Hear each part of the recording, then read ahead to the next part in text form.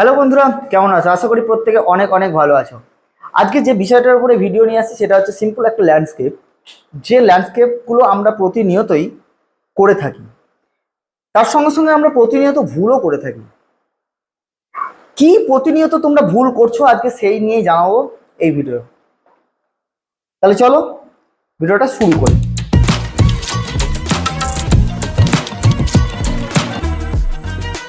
Welcome to my channel motivational art and teaching থেকে আমি অনিরুদ্ধ।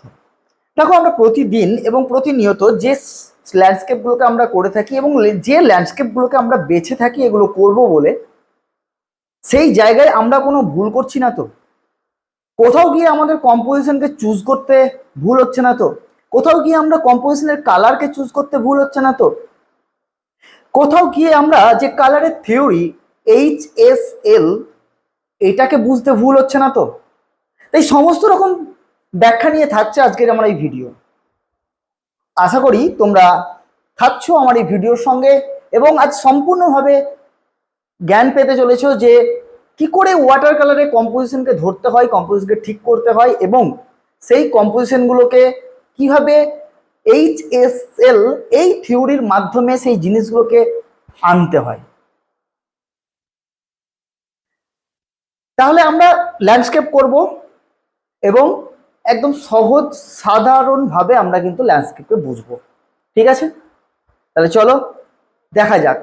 আর একটা কথা, যাওয়ার আগে যদি সাবস্ক্রাইব করে না থাকো তো অবশ্যই আমার অনুপ্রেরণা বাড়ানোর জন্য একটা সাবস্ক্রাইব এবং তোমাদের কমেন্ট অনেক গুরুত্বপূর্ণ। প্রথমেই আমি একটু ভিজিয়ে নিয়েছিলাম, তারপরেই আমি সেলুলার ব্লুকে হালকা করে কিন্তু আমি দিতে থাকি।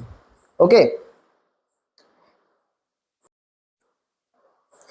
তারপরেই যে আমাদের কাজটা হবে সেটাকে ভিজে অবস্থাতেই একদম কিন্তু ফার্স্ট টোন, যেটা আমার দূরের গাছপালা, ঠিক আছে, সেটাকে কিন্তু আমাকে ছেড়ে দিতে হবে। ওকে,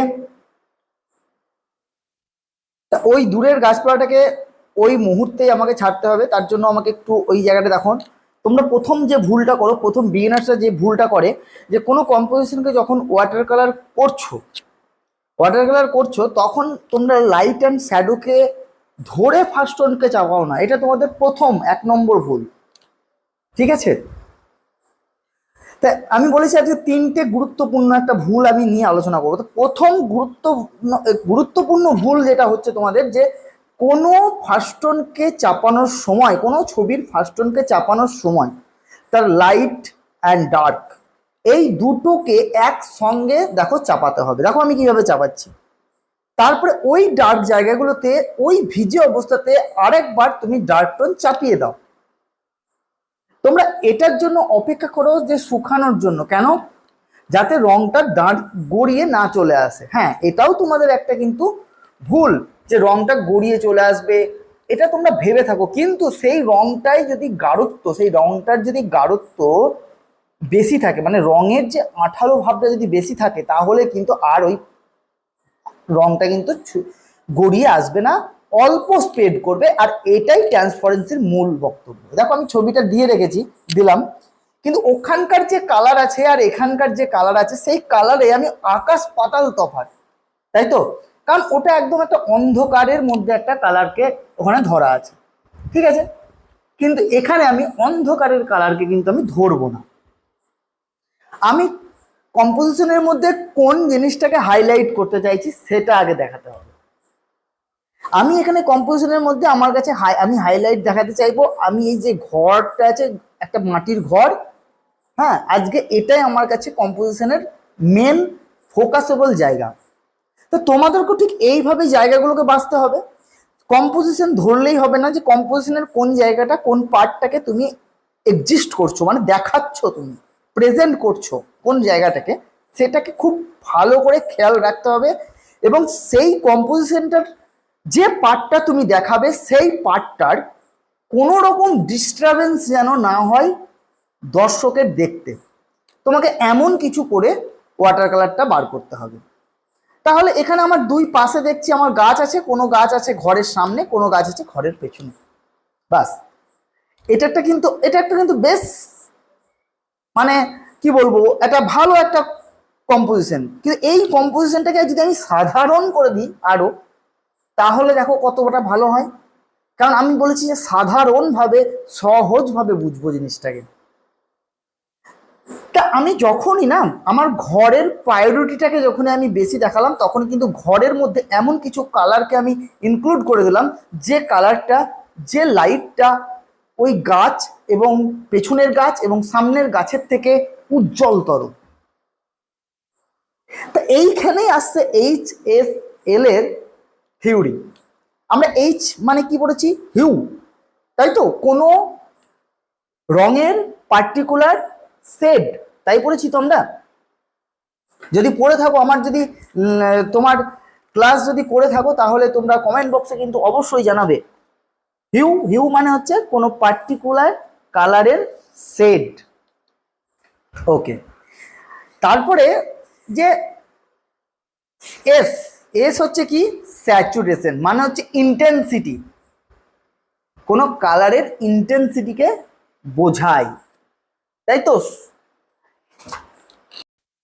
তো কোনো কালারের যখন ইন্টেন্সিটিকে বোঝাই, তো তখন আমাকে দেখতে হবে সেই কালারটা আমি কোথায় কিভাবে ইউজ করছি, ঠিক আছে।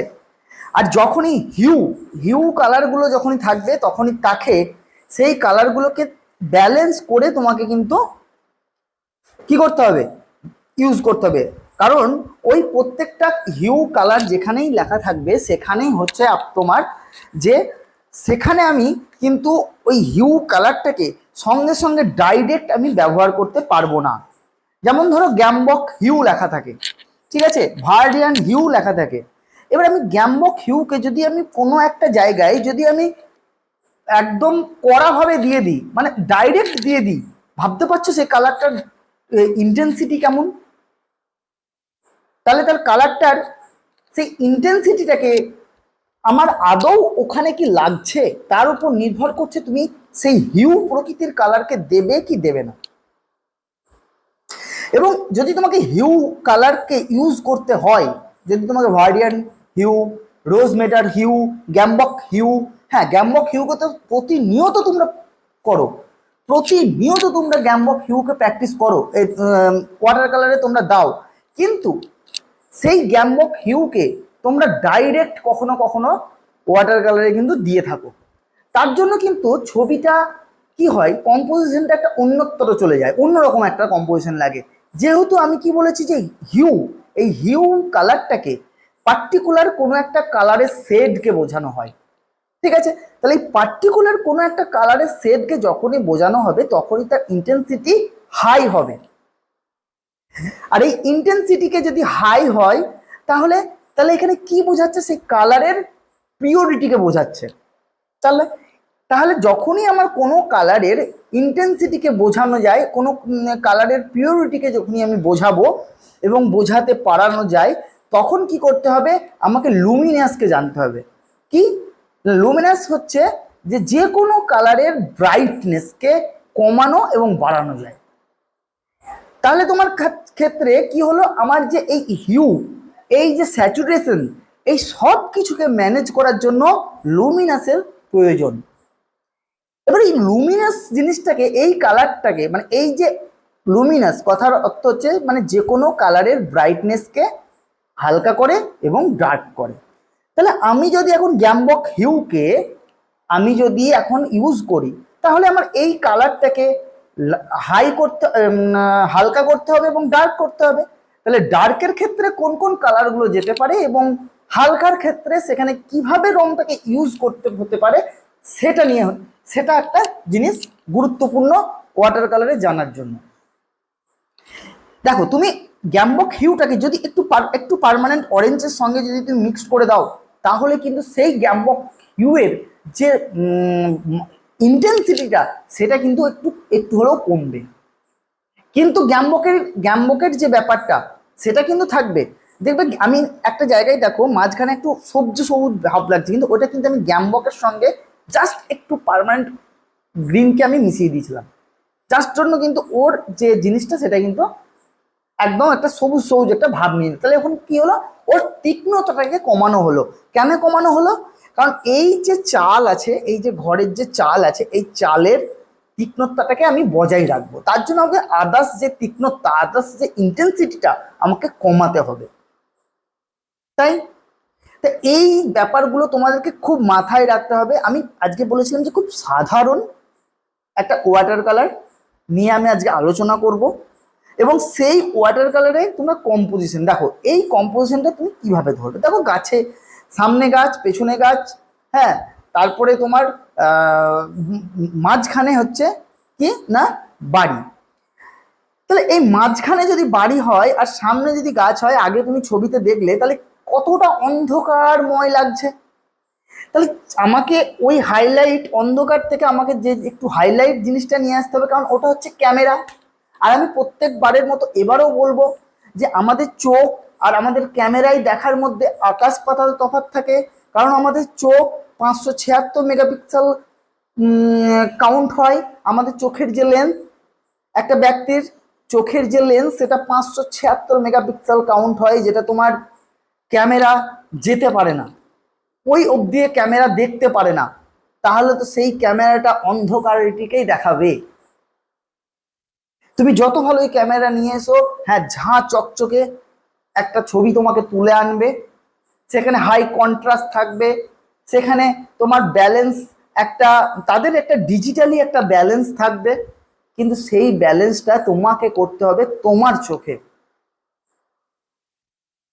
অনেকে দেখেছি ফটোগ্রাফি তো একেবারে ফটোগ্রাফি করো, কিন্তু যখন তুমি সেই ফটোগ্রাফিটাকে একদম ফটোগ্রাফির মতো নামাও, তখন সেই জিনিসটার মধ্যে আর্টটা খুঁজে পাওয়া যায় না। কিন্তু আমাদের সেই আর্টটাকে খুঁজে বার করতে হবে, এটাই তো আমাদের লক্ষ্য। আর কম্পোজিশনকে খুব মাথায় রাখবে যে কম্পোজিশন যখন ধরবে, তখন তোমার মেন যে প্রায়োরিটি, তুমি কোন দিকটায় ফোকাস করছো, সেই জায়গাটার আগে দরকার, সেই জায়গাটাকে চিহ্নিত করা আগে দরকার। তারপর গিয়ে তুমি সেই জায়গাটাকে ধরতে পারবে। ওকে, তা এভাবেই তোমরা প্র্যাকটিস করতে থাকো। আমি আবার আসবো, আজকের মতো এখানেই। তবে তোমাদের কাছে একটাই অনুরোধ, চ্যানেলটিকে সাবস্ক্রাইব করে মোটিভেশনাল আর্ট অ্যান্ড টিচিং এর সদস্য হয়ে যেতে বলবো। কারণ তোমাদের এক একটা সদস্য আমার কাছে এক অনুপ্রেরণা জাগায়, আমার শক্তি যোগায়।